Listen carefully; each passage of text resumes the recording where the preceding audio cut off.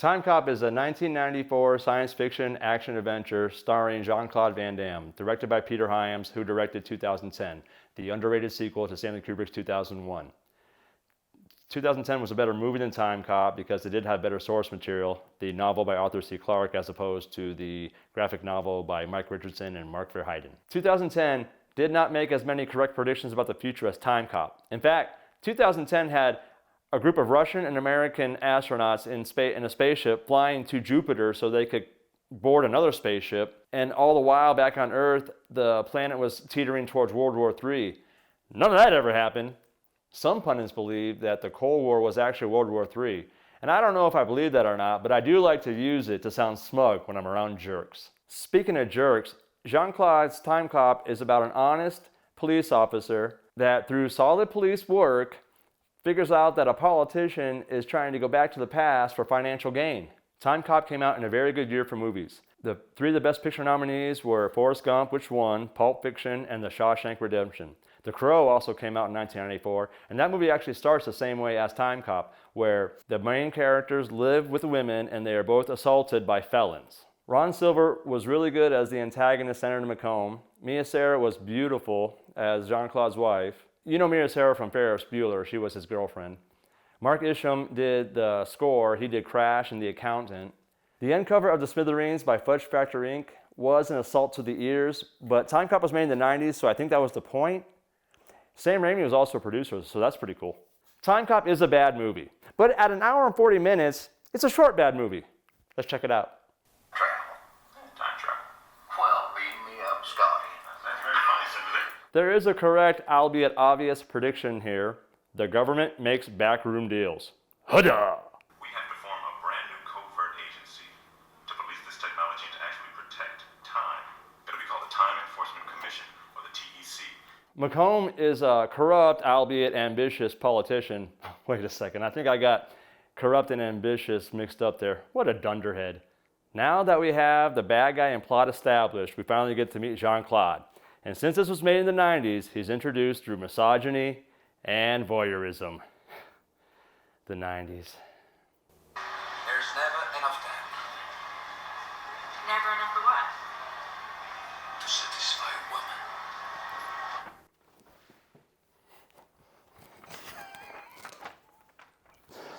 We were sure the world was going to end.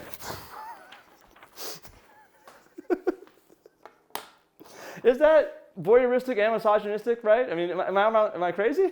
Here's those felons I mentioned earlier as they're attacking Jean-Claude, and pretty much the most obvious question you can ask in this scenario.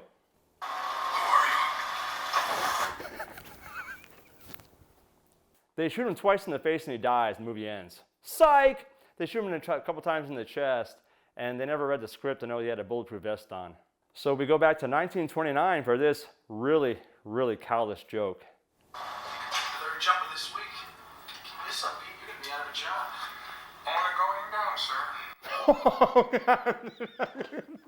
God. Because you can't jump down unless you go up. Oh, the 90s.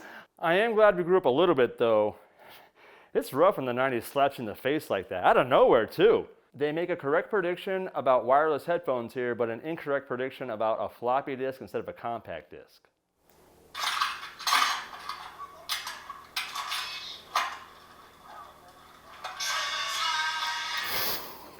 You remember how Heat had all those stylized action sequences that still hold up to this day? Timecop has this.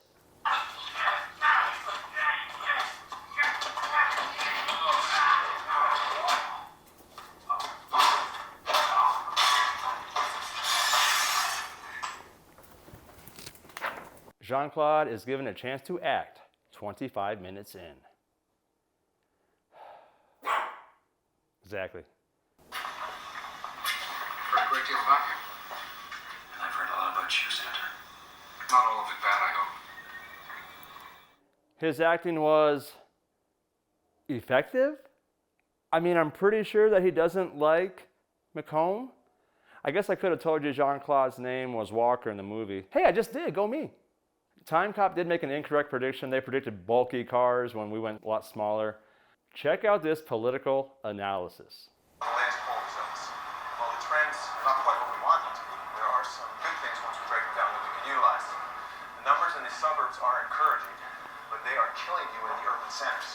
On the other hand, there is a poll that shows you gaining with the pro-life, pro-death family coalition and with the Close Our Border America for Americans anti-immigration faction.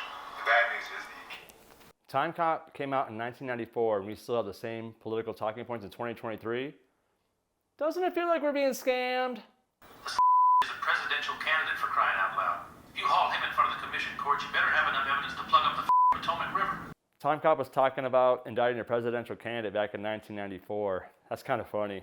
I guess they're kind of wrong because you can indict a presidential candidate over paperwork. Macomb was also going back in time to murder people, which is a lot worse than paperwork.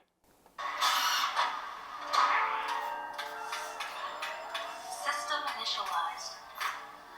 Destination, please. Timecop did have self-driving cars operated by a voice command, but Total Recall did that with Johnny Cab 2 years earlier. Timecop did have a prediction of automated greetings when you come home, but that never happens. There are no new messages.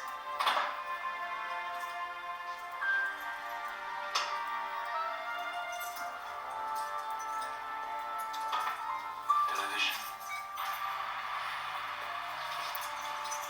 Play tape. So Timecop predicted Surrey. You heard him talking to the house, I guess. Minority Report also borrowed the guy watching home videos at home, so that's kind of cool. Coming up next is another political commentary, and it's like a punch in the face, so keep your head in a swivel. The 90s are around. The controversy over government-provided campaign funds is in the news again today. The white supremacist party has qualified for matching funds.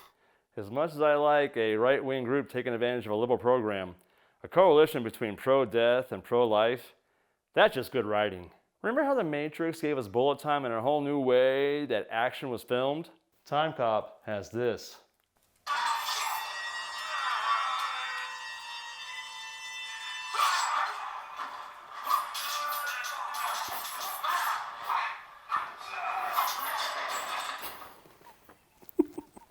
It only got worse. Some guy showed up with a taser.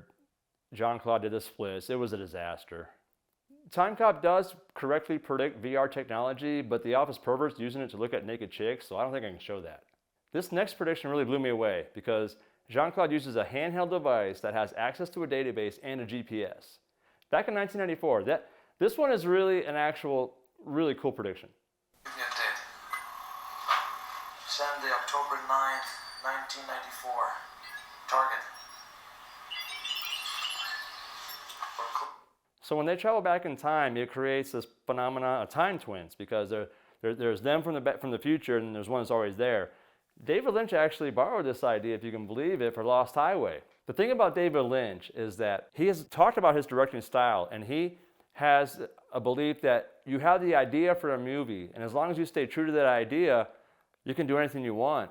And so I can picture David Lynch watching Timecop and going, boy, I like how the beginning and end are the same, but you got to get rid of Jean-Claude, you got to add magic, and you got to subtract all tolerance for tailgating. The country's going down the drain because of the special interests. We need someone in the White House who's so rich, doesn't have to listen to anybody. That's Trump. Timecop predicted Trump. I always thought that a business person would be a good idea because of the massive budgets of our government and the fact that our politicians have our debt at $31 trillion. Remember Terminator 2? It had all those amazing action sequences, and the T-1000 was a victim of his own frozen metal. Could you move, you doof?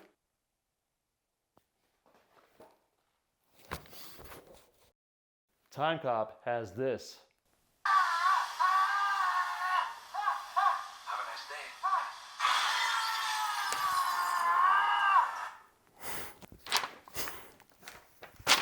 We get a character arc from Jean-Claude in the 56th minute. I want to fight a woman. Window? The character arc also ends in the 56th minute.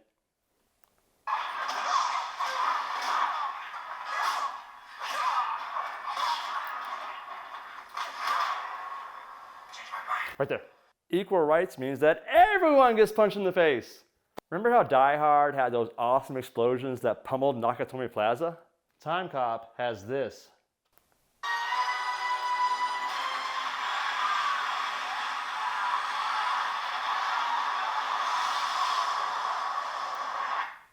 In this next scene, Jean-Claude taps into a payphone for the city database. I'm not sure about the computing power of payphones and databases, but I do know that this is a thing because David Cronenberg did this in Scanners. Get me the police mainframe computer.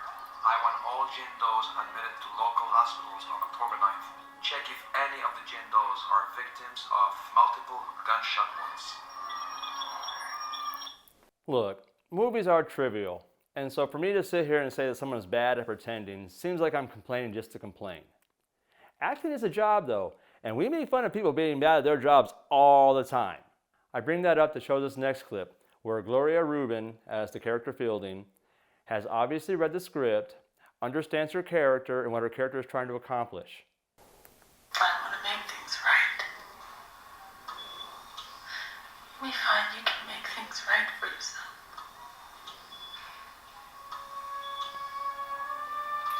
I'll be right back. Ugh. You heard the music there at the end trying to help give Jean-Claude some emotion. I'm really not that worried about making fun of Jean-Claude. He seems like a nice guy, and if he beats me up, I can sue him. What if he beats you to death? You're not Max. It's me. 10 years from now. It's me.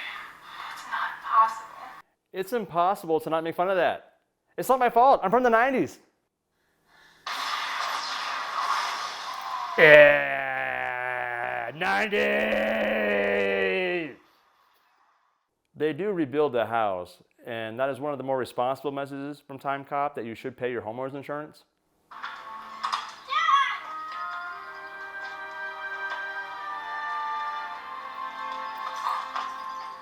Who the hell are you? So that was his first time meeting that kid. Excuse me, his kid. So I counted 8 predictions in Timecop with 5 being correct.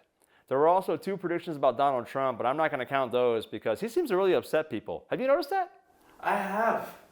So in this video, I mentioned 19 movies. Well, 18 by name, and then we quoted Star Trek.